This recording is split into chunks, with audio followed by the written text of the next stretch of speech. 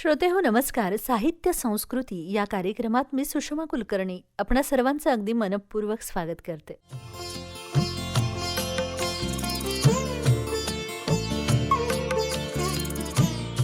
श्रोते हो, वादळं प्रत्येकाच्या जीवनात येत असतात तेव्हा आपण आपल्या मातीत घट्ट रुजून राहायचं असतं.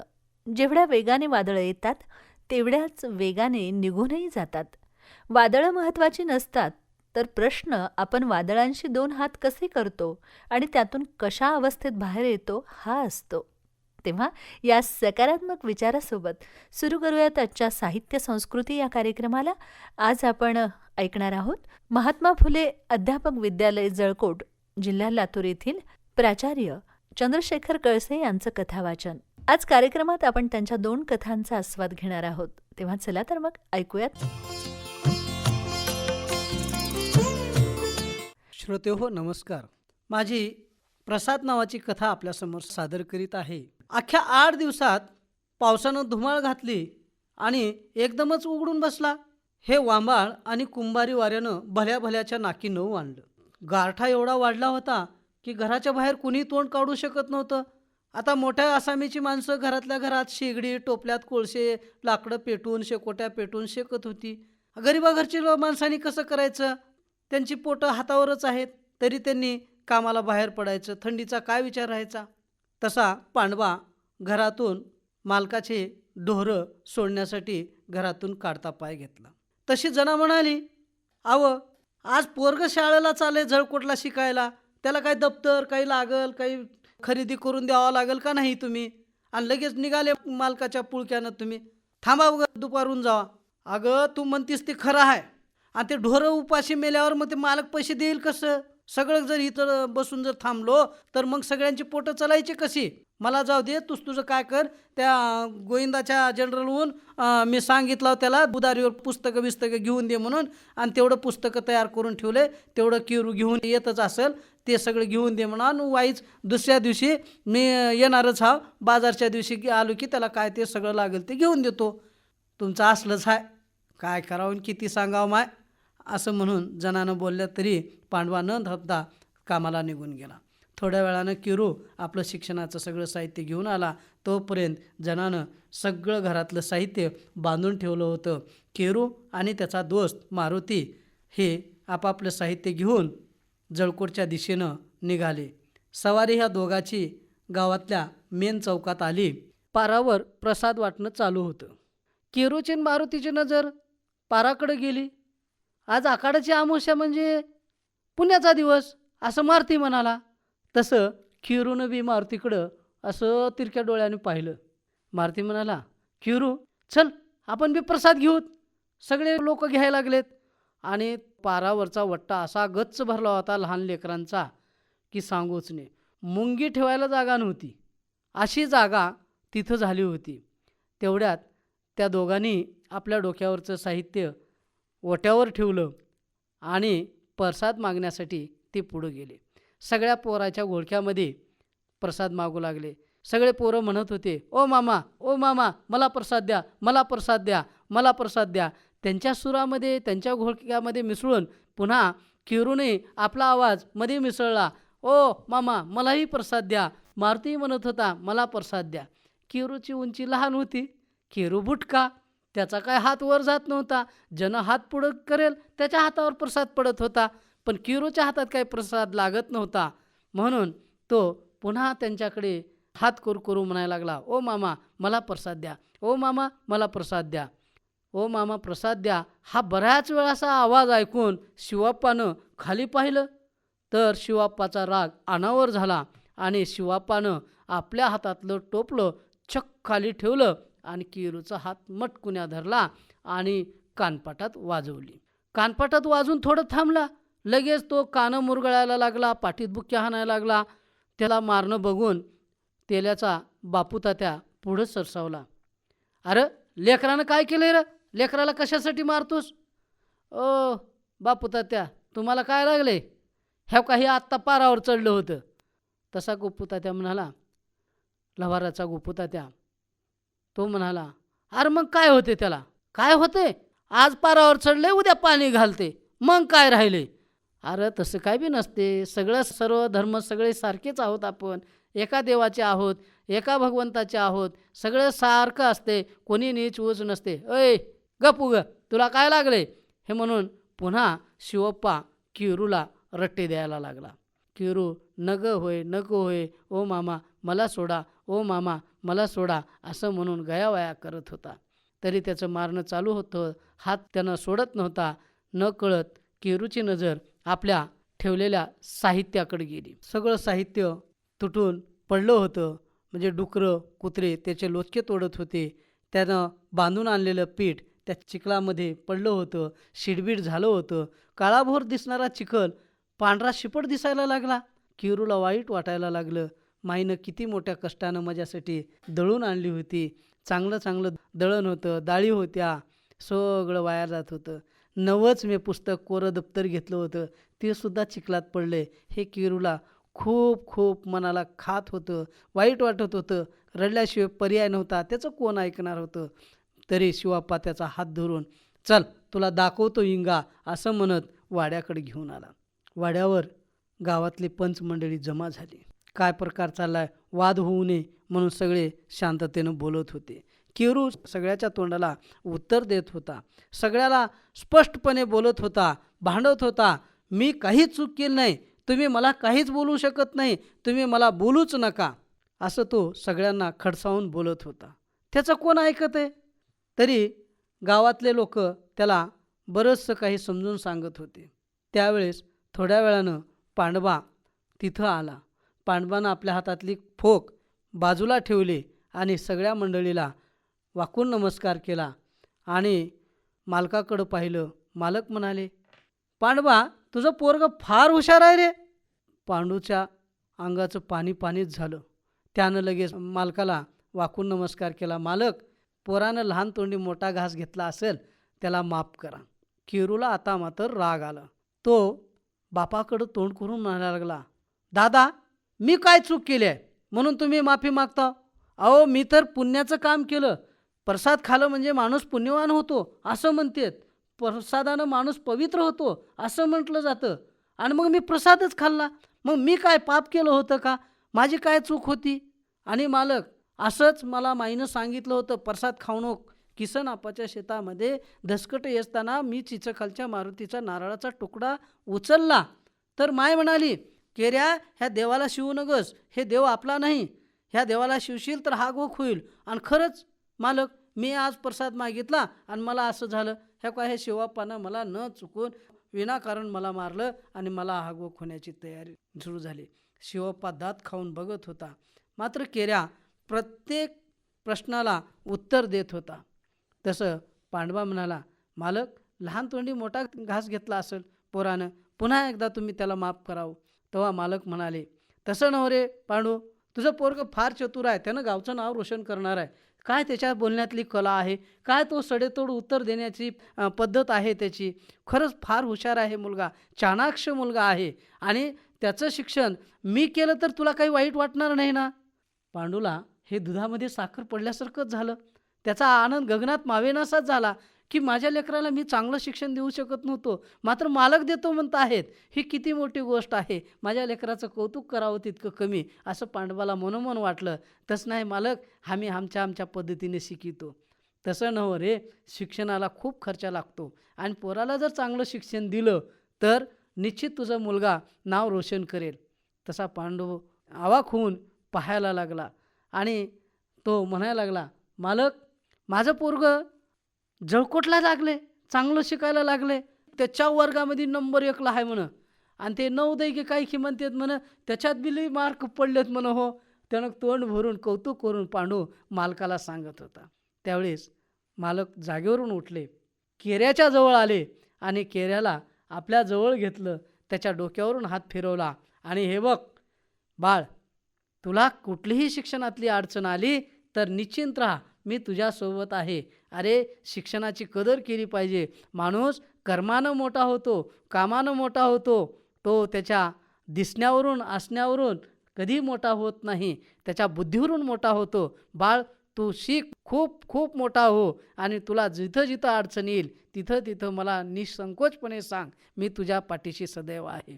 असं बोलल्याबरोबर केऱ्या तिथून जे धूम ठोकला ते तडक घरात आला, घराचं दार उघडला, आत आला, माईच्या गळ्याला पडला आणि माईला सांगायला लागला, माय मालकानं आज खूप मोठा मला प्रसाद दिला आहे. काय दिला रे बाप्पा? माय मालकानं इथून पुढं सगळं शिक्षण त्यांनी करतो म्हटलेत, हेच प्रसाद दिला आहे. असं म्हणून दोघेही एकमेकाच्या पाठीवरून हात फिरवीत रडायला लागले. माईची पाठ ओबडधोबड दिसायला लागली. तेव्हा केऱ्या माईला म्हणाला, माय तुझी पाठ ओबडधोबड दिसायला लागली आहे. होय रे बाप्पा, तू प्रसाद मागितलास म्हणून तुझ्या बापानं मला प्रसाद दिलाय.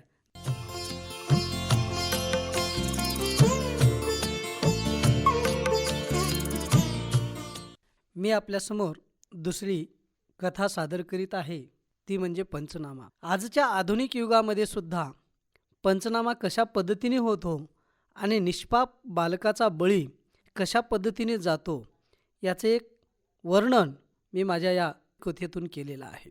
पंचनामा ही कथा मी आपल्यासमोर सादर करीत आहे.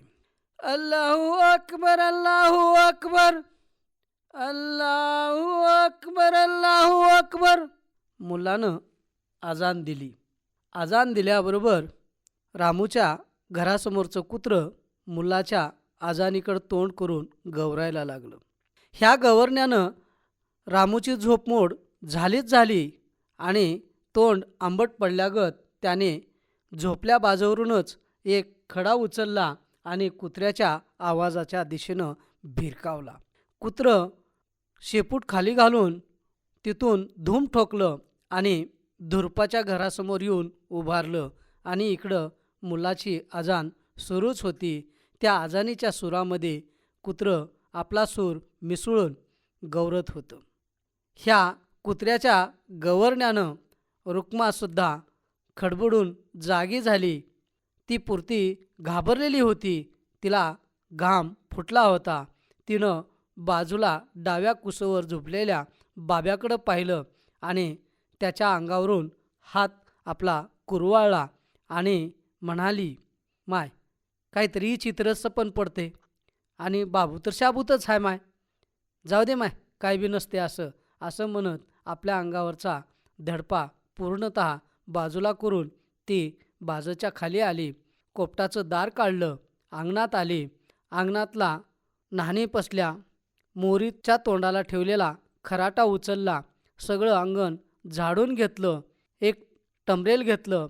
टमरेल घेऊन ती बाहेर गेली. येता येता रामूच्या म्हशीचा पवटा घेऊन आली.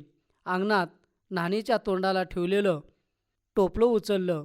त्या टोपल्यामध्ये शेण कालवलं आणि सगळ्या अंगणामध्ये सडा मारून ती कोपटात आली. रात्रीचे राहिलेले भांडे घेऊन ती बाहेर आली. वतल पेटवला आणि रात्रीचे भांडे घासत बसली. भांडे घासता घासता तिला ध्यानात आलं, आपण रात्री केक आणलाय. म्हणून तिनं बाब्याला आवाज दिला, बाब्या अरे उठ की. तसा बाब्या आंगमोडे देत, काय टूर लावलीस उग, भांडे घास की, झोप देऊ ग निवांत. तसं नव्हर, उठ की. पुन्हा बाब्या खेकसला. तसा रुक्मानं रात्रीच्या आणलेल्या केकबद्दल माहिती सांगितली. अरे तुझ्यासाठी केक आणल्यो. केक म्हणल्याबरोबर बाब्या झोपल्या बाजूवरून स्प्रिंगसारखा उडाला आणि माईच्या पुढ्यात उभं राहून हात पुढं केला आणि मग दे मग केक म्हणला. अरे मुडद्या, दातं फितं काही घासतोस की नाही का, उगं दे केक पारशा हातानं म्हणतोस. तसा बाबू न्हाणीकडं वळाला. न्हाणीवरची राकुंडी उचलली. इकडून एक फरकांडा तिकडून एक फरकांडा मारला. चूळ मुकळली आणि माईच्या पुढं हात केला, दे मग केक. तसं रखमानं आपलं भांडे घासायचं काम बाजूला ठेवून धडप्याला हात पुसीत ती आत कोपटात आली. शिक्यावरच्या धडप्यामध्ये ठेवलेला केकचा तुकडा उचलला आणि बाहेर येऊन बाब्याच्या हातात दिला. बाब्या केकच्या तुकड्याकडं न्याहाळत म्हणाला, हेल्ला केक म्हणतेत होय, हे तर पावाचा तुकडा होय. तसं नव्हं र, ह्यालाच केक म्हणतेत. म्हणजे ह्याला केक म्हणायचं कारण काय सांग. तसं नव्ह र, हे वाढदिवसाला कापतेत. वाढदिवस म्हणजे काय माय? अरे वाढदिवस म्हणजे मोठी माणसं ज्या तारखेला जन्मतेत त्याच तारखेला सालानं चार लोक बोलितेत, त्याला आयाबाया ओवाळतेत, असला भला मोठा केक आणतेत. मग त्यानं ते चाकूनं केक कापते, सगळ्याला तुकडे तुकडे करून चारते. काही लोक त्यालाही भरित्यात, त्याला वाढदिवस म्हणतात. मग माय माझा बी वाढदिवस कर. होय ग माय, तुझा बी वाढदिवस करीन माय, माझा सोन्यावनी कसा गोळा आहे बाबू. असं म्हणून रखमानं त्याच्या अंगावरून हात फिरिला आणि पुन्हा भांडे घासायला बसली. माय पुन्हा भांडे घासायला बसल्याबरोबर बाबू पुन्हा बाजकडं वळला आणि बाजूवर जाऊन गोधड पांघरून निवांत पडला. बाबू उठलेलं पुन्हा जाऊन झोपला. हे रखमाला थोडं चिंतनीय वाटलं आणि म्हणून तिनं बाब्याला पुन्हा आवाज दिला. अरे बाब्या, तुला झोपायला काय रोग आला होय? उठ की. आणि तुला शाळेला जायचं नाही का?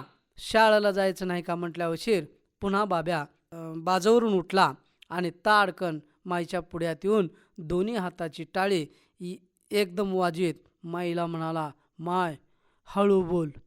का र, काय झाले? काय नाही, मास्तरनं म्हणले दंगल आहे म्हणून. दंगल म्हणल्या उशीर रखमाच्या काळजाचं पाणी पाणी झालं. तिनं बाब्याचा हात धरला आणि आपल्या गळ्याला लावला. घे घे माझी आण, घे घे माझी शपथ, घे घे माझी शपथ, घे माझी शपथ, घे घे म्हणाले की, घे म्हणाले की. रखमाचा असा त्रागा बघून बाबूनं हां घेतली. सांग बाब्या, काय बी जरी झालं तरी मी कामाला गेली तर तू कोपटाच्या बाहेर याचं नाही बघ. रखमानं दिलेल्या आणला त्यानं लगेच होकार दिला. बाबू मागं वळला, कामाला लागला, माईच्या पुढं पुढं करू लागला. तशी रखमानं हातालाही गती दिली. दिवस वर आला तसतसं रखमानं आपली भराभरा कामं आटपून घेतली. अंगावर 2 तांबे ओतले, काथोड घेतलं, पीठ चोरून 2-4 भाकऱ्या टाकल्या, तव्यावरच कांद्याची चटणी भाजून घेतली आणि मग सगळं व्यवस्थित करून रोजाच्या बायाची वाट बघत बसली. वाट बघता बघता तिनं 10 वेळेस तरी बाब्याला हटकिलं असेल. बाब्या, दिलेल्या आणला जाग बघ, कुठं बाहेर निघू नको बघ, तुला मजी आण हाय. उग बस ये, सारखं सारखं तसलंच म्हण नको बघ, उग डोक्याला ताण. जाय उग तू कामाला, म्या कुठं बी जायना कुठं बी राहना, म्या पोरायसोबत सुद्धा फिरकना, जा. बाब्याचं असं बोलणं ऐकून पुन्हा ती गुपचूप बसली. 2-4 बाया गलीतल्या सारजा, सुमित्रा, चंद्रभागा अशा बाया आल्या समोर आणि त्या बायाच्या घोळक्यात रखमासुद्धा मिसळली आणि शेतशिवाराच्या कामासाठी ती बाहेर पडली. बघता बघता दिस वर सरकू लागला. जसजसं वर सरकू लागला तसतसं गावामध्ये गलका चालू झाला. तसं शेजारचा शिवा, बाब्याचा दोस्त, त्यानं टायर खेळत खेळत बाब्याकडं आला आणि म्हणाला, बाबू चल आपण जाऊत गावात आणि काय काय होते ते बघूत रे. नको बापू, माझ्या माईनं मला आण दिल्या, गावाच्या कोपटाच्या बाहेर जाऊ नको म्हणून. है, आपल्याला कुठं दंगलीत जायचे, उगं दुरून बघायचे काय काय होते, कसली राहते दंगल, कसं घडते हे तरी बघूत. नको बापू, ते दंगल बुंगल काय बी नको. माझ्या माईला जर कळालं तर माझं माय हाडूक वाटायला येऊ दे ना. आणि माझ्या माईनं आण घातल्या, कुठं बाहेर जाऊ नको म्हणल्या आणि म्या ये ना बापू, तुझं जा. अरे बाबू, माझं ऐकनास एवढं, जा तुझे कट्टी. शिवानं असं म्हणल्याबरोबर कट्टी म्हणल्यावर शिर थोडं बाबूला वाईट वाटलं. तसं बाबू बी ना इलाजानं कारल्याच्या मांडवावर ठेवलेला सायकलच्या टायर काढलं, रिकामं टायर आणि एक बेसुमाचं काटोक त्याला ढकलीत हे दोघं बी गावाच्या दिशेनं निघाले. झोपडपट्टी पार करून हे सुताराच्या न्हायाजवळ आले. सुताराच्या न्हायाजवळ बराच मोठ्या मोठ्या माणसाचा घोळका चालू होता. काय रे, हे गावातल्या नव्या नव्या कार्टायने लई ऊत आणून दिलेत, घरात बसनात काय नात, नको ते आता काय महापुरुष म्हणलेत काय, असं भांडण तसं भांडण, ह्याचा पुतळा तिथं त्याचा पुतळा तिथं, काय गरज आहे. हे पोरत करते तर 10 माणसाला येते, ह्याला कळणं आखली नाहीत काही नाहीत, असं काही बाई चर्चा चालू होती. तेवढ्यात गंगूनं बाबूला बघितलं. अरे कोणाच्या आवऱ्या, इथं कशाला आला, जावा की घरी जाऊन बसा. असं म्हणल्यावर शिर बाबू आणि शिवानं तिथून धूम ठोकली. ते मारुतीपाशी आले. मारुतीपाशी मोठमोठ्या तरण्या बांडपोरांचा घोळका चालू होता आणि ते म्हणत होते, पुतळा बसवायचा तर इथंच बसवायचा आणि तिथं बसवू देणार नाही, असं काही चालू होतं. तेवढ्यात शिवाप्पाची आणि बाबूची नजरानजर झाली. नजरानजर झाल्याबरोबर बाबूचं पार पातळच होऊन गेलं. बाबूनं हातातलं टिकूर आणि टायर जिथल्या तिथं सोडून दिलं आणि जो धूम ठोकला बाबूनं ते पार कोपटच गाठला. बघता बघता दिस पार माथ्यावर आला. तसं गावातलं एक टोळकं झोपडपट्टीवर आलं. बाबू सगळं कोपटाच्या सांदीतून निहाळत होता. कोणाच्या हातात भाले होते, कोणाच्या हातात इटा होत्या, कुणाच्या हातात काट्या होत्या, कुऱ्हाडी होत्या, गज होते आणि चक एकाच्या तर हातात बाबूचं टायरच होतं. बाबूला वाटलं, माझं टायर ह्यानं कसं काय आणलं बाबा, मला द्यायला आणलं की काय, आता मी आता कोपटात हाव, आता भांडण होईल, मग मला ते टायर कसं देईल. बाबूची तगमग वेगळीच होती. तेवढ्यात झोपडपट्टीच्या पोरायमध्ये आणि गावातल्या पोरायमध्ये तू तू मी मी सुरू झालं. गलका उडाला, भांडणं सुरू झाली आणि भांडणं सुरू झाल्याबरोबर तुफान मारामारी बी सुरू झाली. आणि एवढ्यामध्ये कुणाच्या हाताने की काय नाही की काडी ओढली गेली, एका झोपड्यावर फेकली गेली. सगळी झोपडपट्टी आग ओकायला लागली. सगळ्या आगडोंब उसळला. सगळी झोपडपट्टी धुरकांडानं माखून गेली. सगळीकडं हाहाकार माजला. सगळीकडं तू तू मी मी गलका उडू लागला आणि मग तुफान आल्यासारखं झोपडपट्टीवर झालं. दिवस मावळतीला गेला. सगळ्या शिवारानं आपल्या हातातली कामं खाली ठेवली. तशी रखमानं बी आपल्या हातातलं काम खाली ठेवलं आणि गावच्या दिशेनं आपल्या बायासोबत ती गावाकडं झेपावली. तिच्या पायाला आज रोजच्यापेक्षा गती वेगळीच होती. तिच्या डोसक्यात काहीतरी विचार चक्र चालूच होतं. तिचं पाय क्षणात पुढं पुढं पुढं पुढं सरकत होता. तरी आया बाया तिच्या महागल्ल्या हटकीतच होत्या. अगं धुरपा, दमानं चल की, होय माय म्हणत तरी रखमा आपल्या पायाचा वेग कमी करत नव्हती. रखमा माथ्यावर आली. माथ्यावरून तिनं गावाकडं नजर टाकली. गावातील झोपडपट्टीमधून धूर मिणमिणतच होता. तसं तिच्या पायानं वेग घेतला. झाप झाप पावलं टाकीत ती झोपडपट्टीजवळ आली. सगळी झोपडपट्टी भुई सपाट झाली होती. तिनं टाहो फोडला. कोण्या वैऱ्याची नजर लागली र माझ्या झोपडपट्टीला, कोणाचं काय केलं होतं र माझ्या झोपडपट्टीनं, म्हणून माझ्या झोपडपट्टीला तुम्ही आगीनं भस्म केलं. काय झालं र, कोण हाय र वैरी, आम्ही काय केलं होतं र, का असं म्हणत ती रडत पडत आपल्या लिंबाखालच्या झोपडीजवळ आली.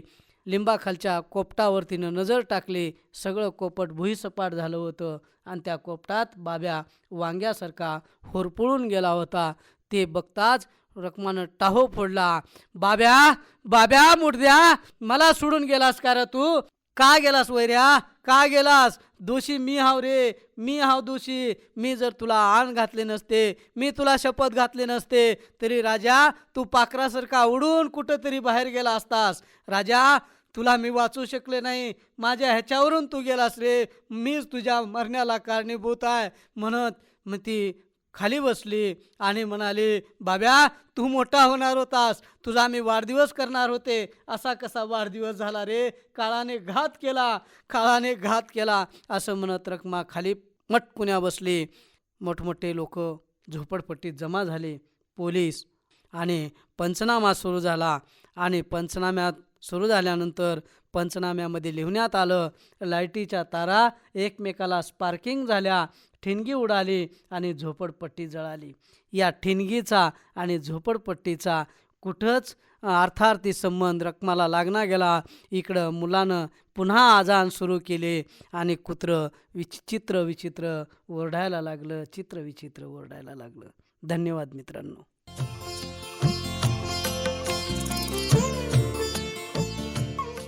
श्रोते हो, आत्ताच आपण साहित्य संस्कृती या कार्यक्रमाअंतर्गत महात्मा फुले अध्यापक विद्यालय जळकोट, जिल्हा लातूर येथील प्राचार्य चंद्रशेखर कळसे यांच्या कथांचा आस्वाद घेतला. आता श्रोतेहो कार्यक्रमातून निरोप घेण्याची वेळ, तेव्हा पुन्हा भेटूयात आपल्या साहित्य संस्कृती या कार्यक्रमात पुढच्या मंगळवारी. तोपर्यंत नमस्कार.